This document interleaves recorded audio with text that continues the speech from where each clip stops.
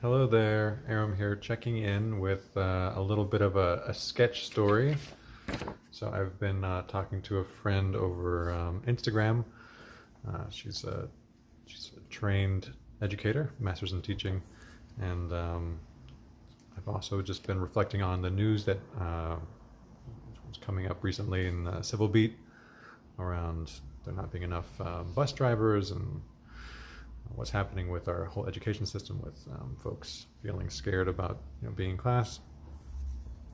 And I wanted to get into an exercise that's a design thinking exercise, the art of synthesis. So I've got my art here. We're going to walk through this. I'll show you how I went through this process, but there's three cards. So one is just a general context setting card of a framework. This is a 2x2. This is all the same 2x2, I'm just adding different layers. And so the second, so we go from saying this context to kind of exploring it more from the problem perspective, and then generating a how might we. So that's the structure you're about to see. Yeah, process in progress. All right, here we go. Actually, I'm going to start with just drawing the 2x2 for you right here. So we've got on one side, we have real-time classes. This is the time element, real time. And then we have virtual or anytime. So you choose when you want to study. So this is time. Here we have the spectrum. I don't know if this is actually a spectrum or if it's just these separate quadrants. Can you, let's do some analysis after we kind of get this baseline, but we have virtual up here and we have in person in here. Yeah, and so if you were to do both of these, if you're to switch between them, you have hybrid. This is the world that we know. You go to a classroom and you show up and they take attendance and you're there for several hours and then you go home. And so there's the school bus. This is one of the issues, like how do you get kids to school if there are not enough school bus drivers? And all right, how do you have enough teachers if they're worried about the kids not being vaccinated and they have to go home to their family who are potentially high risk in these multiple family households. Okay, so here's the world that we know of school. The world that we all are familiar with, that's under a lot of stress. It's like some fire coming out of the classroom, like what is happening there? Then we have real-time in-person, and you spend a lot of time on Zoom. You know how draining that can be. Even if it's just, so imagine if it's just 4 people. Now imagine that you add that complexity and you have 16 people all on Zoom. And who's in charge here? The teacher could be this person, and these could all be students over here. It's not very clear with Zoom. You don't really get to say where you live in the boxes. You can say, all right, I'm the big teacher, so I get to be full screen and you guys can be on the side. So obviously this experience is not great for maintaining a connection with your classroom, with knowing who's in class paying attention. And it's just draining to be in front of a screen, not connecting with people, or I think also it's possibly having all these eyes staring at you. Like you don't know who's looking at you, they're all looking at you. So what is this? 16, 24, 32, a lot of people staring at you, potentially, or not paying attention. We don't know. It's just like, what's the psychological burden of Zoom life? We feel it's pretty high. All right, virtual anytime. I'm on my laptop, right? I'm on YouTube, I'm on Khan Academy, I'm on Coursera, I'm on whatever it is. I've got a whole world. The internet is my oyster. And if I want to learn about how oysters do things or make pearls, I can just search for that. So it's really kind of empowered but also a lot of distractions like pop-up ads and just video games and things that can detract from your focus. So anytime in person, what is this? Maybe this is just life. Like you walk around, you're on a street, and you run into someone at the bus stop. You're like, hey, stranger, I will talk to you and tell me about life from your perspective. Or you're under a tree and you're hanging out. You're just like meeting people randomly in your day-to-day, learning from them through these small interactions.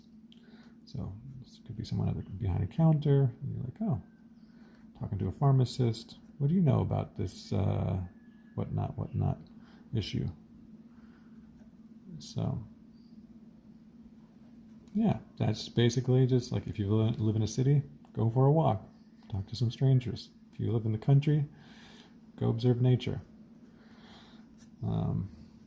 All right, so that's setting the context. Now, let's talk about some of the problems. So here we have, go to class. But I'm scared. Who's scared? Everyone's scared, even them. This on the board it says, no plan, just pray. I'm being a little bit mean. In this quadrant we have the Zoom classroom where everyone's turned off the cameras. Is anyone still here? Is anyone paying attention? We have no idea. Up here we have the plethora of technologies. What's possible? We could have VR as long as you don't spend more than 15 minutes in goggles, you'll be fine. You could be listening to a great podcast. I love this channel because it's going straight to your brain. You could be doing dishes, you can be gardening, weeding, and learning at the same time. So I think podcasts are the future of education to a large degree. Sometimes it's nice to be able to see pictures like what I'm showing you now. Free YouTube videos, free TikTok videos, cheap apps, and kind of educational stores like Udemy and Coursera. I mean, there's just a lot of stuff out there. You can even hire a human to be your virtual tutor. What does this bottom quadrant look like? What does that look like? Well, a free-to-roam Tinker School. Go anywhere, do anything. It's like a science museum and a makerspace and an internet cafe all in one. It's next to a farm with a garden that you can play with. Got your own patch, so you're not going to kill the farmer's income by messing things up. There's also a study hall and a library, all the things that you want. It's self-directed. It requires you to find your own pod or, show up for lectures. What is this space? It's the future of learning everywhere, anything. Maybe augmented reality will help. Who knows?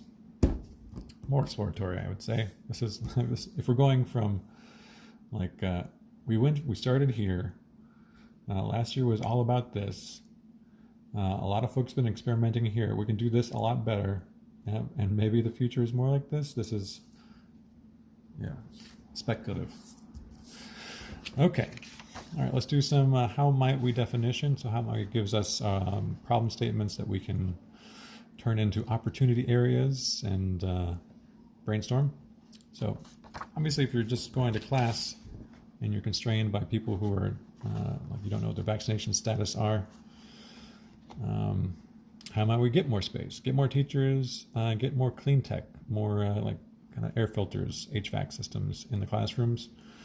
That's just a lot of money that we don't have and a lot of time that we don't have. So I'm going to say that is not going to be a very fruitful brainstorm because all the solutions are obvious and not very accessible for the most part, right? How do we reduce Zoom fatigue and increase participation and engagement? Well, there are maybe things that we could learn through professional development of how to run a classroom better. Different tools, like there's this software called Around, where instead of being in a box, you're in a bubble and your bubble floats on the screen. And it's just like all you have to worry is about your face, and people can always see your face and you can move around. It's a lot better. So there is better tech. that we can use as alternatives to the Gridland, because this is just not going to cut it. We could get into VR spaces. We could also just take over public television. I like this idea a lot. Channel 996, 5th grade math, 6th grade math, 7th grade math. Like each channel gets its own subject, its own grade level. Do it at a national level. Pow, we're done. We solved accessibility. Different countries are doing this. This feels so no-brainer. In addition to that, you want to curate what's going on the television. And so we just get the best teachers from across the lands to submit their classroom lessons as recorded by someone in the room with a phone. As you see, it's not that hard to make a video. And then what do you got? Well, so actually, this is a solution. I'm sorry, I jumped to solutions. But how about we create an optimal learning journey with online learning materials and digital experiences? So some of this will be VR, some of this will be podcast, some of this will be on the television, some of this will be on your phone. It's multimodal, it's everywhere. It's just like, how do I make sense of this? And how do we maintain, I guess, a sense of community while you're doing this? Like, what is that layer of social connection that says, oh, there's presence. I'm on a learning journey with people. And then this, because this is a bit more radical, the Free to Roam Tinker School. I'm positing maybe that there are multiple how might we's. How might we reinvent or reimagine the campus? How might we deconstruct classroom schedules? And how might we create, or just, is it really simply, how might we create safe spaces for group and solo learning? So that's the process. Welcome to Design Thinking, Human-Centered Design crash course in a pandemic, trying to reimagine the educational system as it's crumbling under the stress of third wave COVID. Not that exciting. I mean, that exciting is not that nice. But yeah, the future is here, I guess. Where do we start? So, sorry, I'm just like, how do I get this to be all aligned? I am a designer at heart. Like, I do want to see things in a nice order. I want to thank you for sticking with me.